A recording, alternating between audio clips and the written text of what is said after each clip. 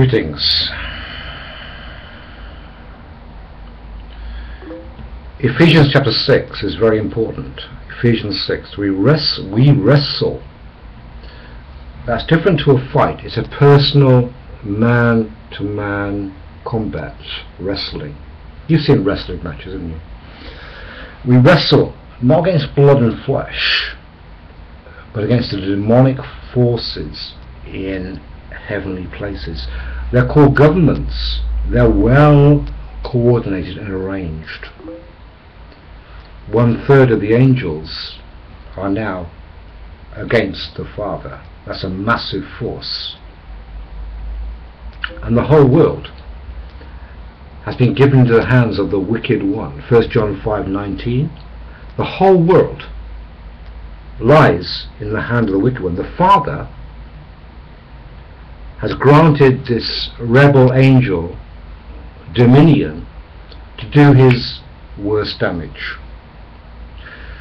Why? We don't know.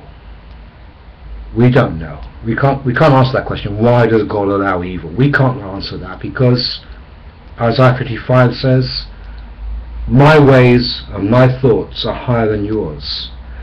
We've got to go away from this idea that we're the centre of the universe. We're not. We're a speck on a speck called Earth. A speck on a speck.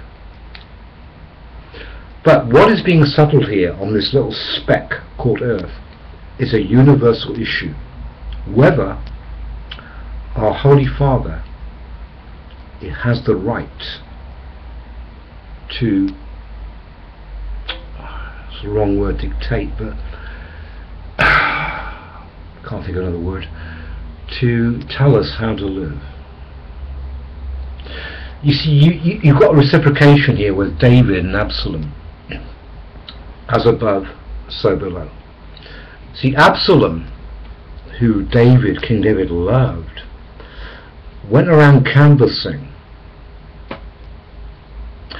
to steal the throne of his father. And Absalom said to the people, oh, I could do a better job than my dad. Follow me.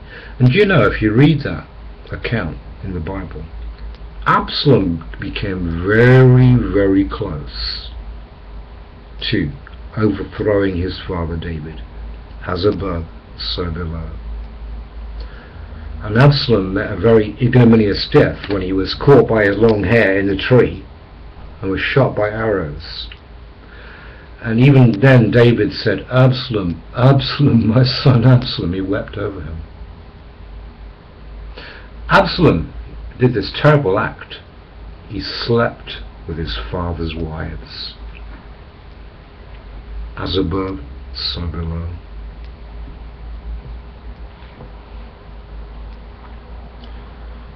Just lost the thought of this video, actually.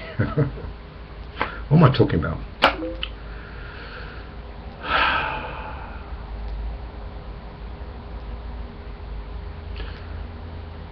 Yeah, the Father has allowed this to go on for 6,000 years. Now, 6,000 years in mankind's history is a blip in universal time. On this planet, this speck is being settled a universal issue of whether God has the right to rule mankind. Now, go back to Eden. He made one prohibition on the first two people, who were both man, Adam and Eve, both man. Don't eat from this one tree. From every other tree you can eat to satisfaction. So they got greedy, right? Hence where we are now.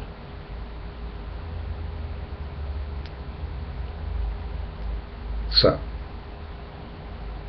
people say, well, why does God allow wickedness? Because we are in a universal issue. You and I, like pawns on the chessboard, are very important to the Father. Have you played chess? A pawn, when it gets to the end of the board, becomes what? Royalty. Get it? We are you and I are in a very important cosmic situation. Proverbs 29 verse 11, is it? Do it from memory now. Written by Solomon, who went pear-shaped and got into idolatry. Ironic. Good old Solomon.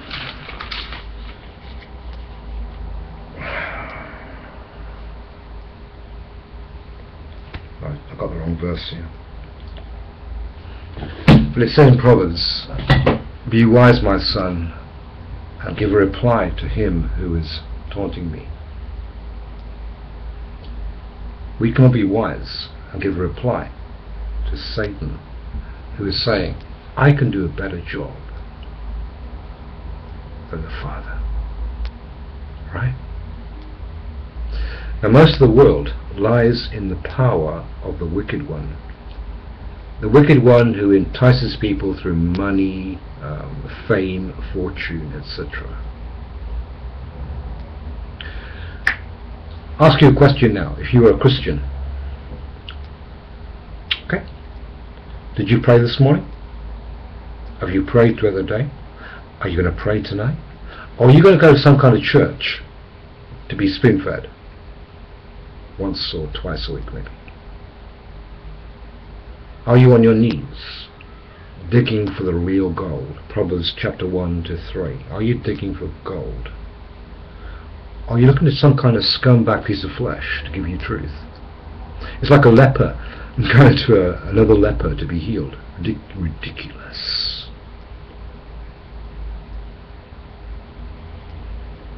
Truth does not lie in flesh. Hebrews chapter 1 verse 1. The Father, who spoke in many ways in the past through the prophets, in these last days has spoken to us by means of a Son. And John says this in his letter, you need no one to teach you, because the anointing you received is the one that teaches you. Get it? Be a gold digger. Be a gold digger.